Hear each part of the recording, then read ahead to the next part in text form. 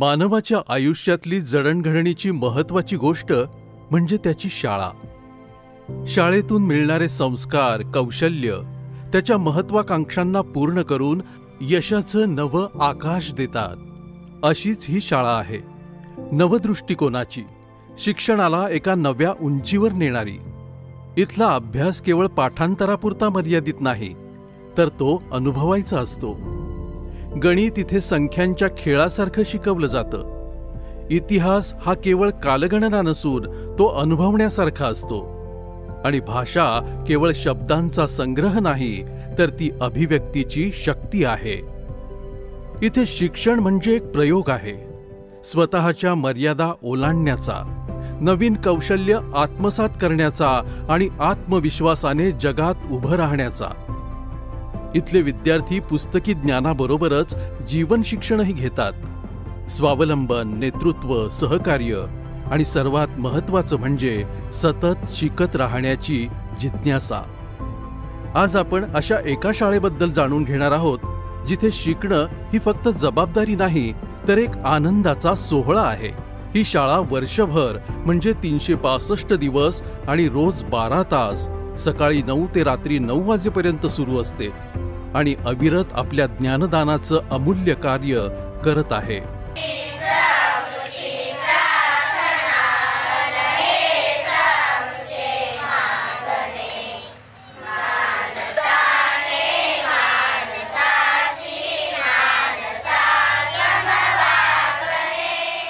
इथले विद्यार्थी सहज 1000 पर्यंत पाढे तोंडपाठ म्हणतात. 19 2 178 91 3 287 91 4 368 91 45 465 1268 1 1268 1268 2 25 36 1268 3 31 4 1268 4 5072 48 48 48 2 96 48 44 44 44 45 90 48 संविधानातल्या राज्यघटनेची कलमं अगदी सहज सांगतात. आपल्याला सर्वांना संविधानाची ओळख, राज्यघटना समजणं तितकंच गरजेचं आहे. कलम 21 कलम 21 शिक्षणाचा हक्क. कलम 14 कायद्यापुढे समानता. कलम 45 6 वर्षांखाली बालकांची देखभाल व शिक्षणाची तरतूद. पाढे आत्मसात केल्यामुळं विद्यार्थी अगदी सहज कॅल्क्युलेटर शिवाय अवघडातले अवघड गुणाकार, भागाकार अगदी सहज करू शकतात. त्याचबरोबर रुबिक क्यूब सोडवून विद्यार्थी आपली तर्कशक्ती विकसित करतायत. कॉन्व्हेंटच्याही मुलांना लाजवतील अशी वळणदार कर्सिव्ह लिपी इथले विद्यार्थी लिहितात.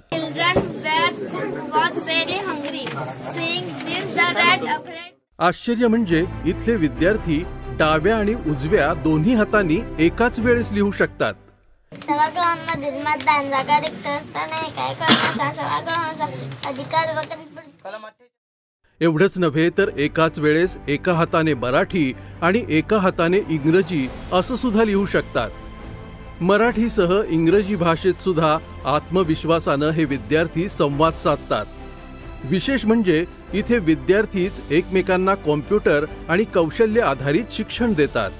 आणि हो बरं का, ही कोणतीही नामांकित कॉन्व्हेंट स्कूल नाही, तर ही आहे नाशिक जिल्ह्याच्या त्र्यंबकेश्वर तालुक्यातील जिल्हा परिषद शाळा, हिवाळी या छोट्याशा आदिवासी पाड्यातली प्राथमिक शाळा. 2009 सालापर्यंत या जुन्या शाळेची परिस्थिती अत्यंत बिकट होती. पटावर हजर असणाऱ्या विद्यार्थ्यांची संख्या देखील बोटावर मोजण्या इतकी होती. शाळेसाठी इमारत नव्हती, पण श्री केशवचंद्र गावित गुरुजींच्या अथक मेहनत आणि प्रामाणिक प्रयत्नांमुळे बिकट परिस्थितीत क्रांती घडली. त्यांनी विद्यार्थ्यांच्या अडचणी समजून घेतल्या आणि त्यावर उपाय शोधत शिक्षणात रस निर्माण करण्यासाठी त्यांच्या आवडीच्या कामात शिक्षण दिलं. त्यामुळे विद्यार्थ्यांमध्ये शिक्षणाविषयीची गोडी निर्माण झाली. मला मुळामध्ये आलेल्या अडचणी या विद्यार्थ्यांना येऊ नयेत भविष्यामध्ये, त्याच्यासाठी मी 365 दिवस या शाळा सुरू केली. ही संकल्पना माझ्या मनामध्ये आली.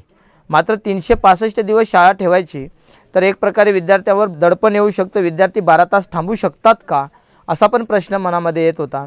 तर विद्यार्थ्यांना आनंददायी शिक्षण कसं मिळावं, दुसरा उद्देश 365 दिवस शाळा करेन परंतु ते 365 दिवसाचं बंधन विद्यार्थ्यांवर येऊ नये याच्यासाठी जसं मंदिर खुलं असतं त्याच पद्धतीने 365 दिवस शाळा माझी खुली केली आणि या 365 दिवसामध्ये मी पूर्ण दिवस इथं 365 दिवस अवेलेबल झालो. जी आनंददायी शिक्षण पद्धती राबवण्यात आली का तर ती कोणती तर मुलांना रेग्युलर अभ्यासक्रमाच्या व्यतिरिक्त कौशल्य आधारित शिक्षण, त्यांना आवडीचं शिक्षण, त्यांना आवडीचं जे काही स्किल आहे ते स्किलचं शिक्षण देण्याचा प्रयत्न सुरू केला आणि तेव्हापासून मुलं 365 दिवस आनंदाने यायला सुरुवात झाली. गावातील रहिवासी श्री हरिदास गोविंद भुसारे या शेतकऱ्यानं शाळेच्या इमारतीसाठी क्रीडांगण आणि इतर सुविधा उभारण्यासाठी आपली स्वतःची 1 एकर जमीन दान केली. ऑलरेडी शाळा ही गावात होतीच, परंतु कोरोनाचा काळ आल्यामुळे सरांनी इथं आल्यानंतर सरांनी आम्हाला सांगितलं की इथं आम्हाला बसायची परवानगी आहे. तर म्हटलं हो, इथं बसू शकता तुम्ही, काही अडचण नाही. आणि नंतर असे करत असताना सरांची खूप मेहनत असताना मुलांमध्ये थोडीशी गुणवत्ता दिसायला लागली.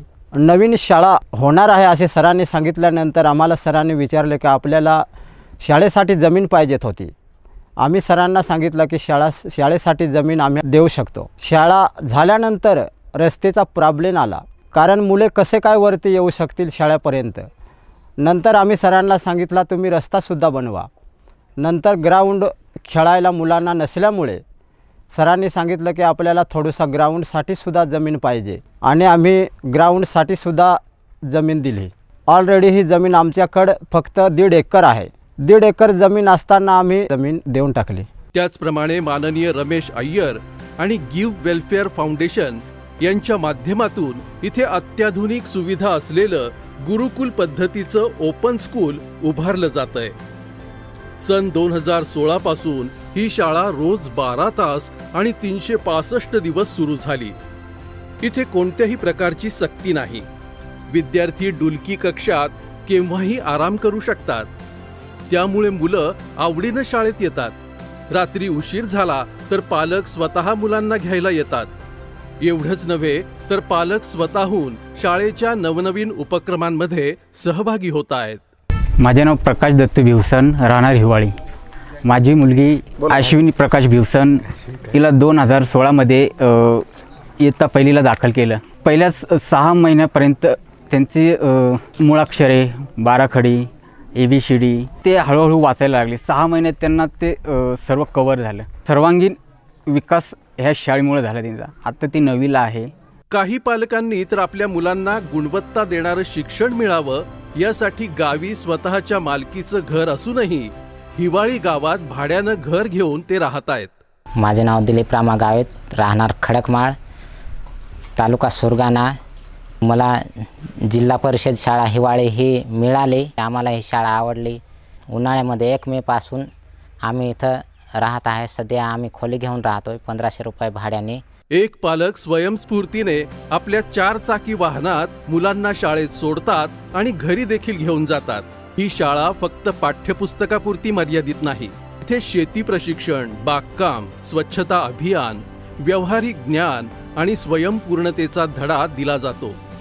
विद्यार्थ्यांनी तयार केलेल्या परसबागेत ताज्या भाज्या पिकवल्या जातात. त्या स्वतः वापरतात आणि उरलेला भाजीपाला विकून शाळेचा खर्च भागवतात. शाळेत एका गायीचं पालनही केलं जातं, जे विद्यार्थ्यांना जबाबदारी शिकवतं. या शाळेतले अनेक विद्यार्थी IAS आणि IPS अधिकारी होण्याचं स्वप्न उराशी बाळगून अथक परिश्रम घेत आहेत. त्यांच्या या प्रवासात यशाचं शिखर नक्की मिळणार यात कोणतीही शंका नाही. या आगळ्या वेगळ्या प्रयोगशील शिक्षणाचा आदर्श घेऊन आता नाशिक जिल्हा परिषद संपूर्ण जिल्ह्यात शैक्षणिक परिवर्तन घडवण्याचा निर्धार करतेय.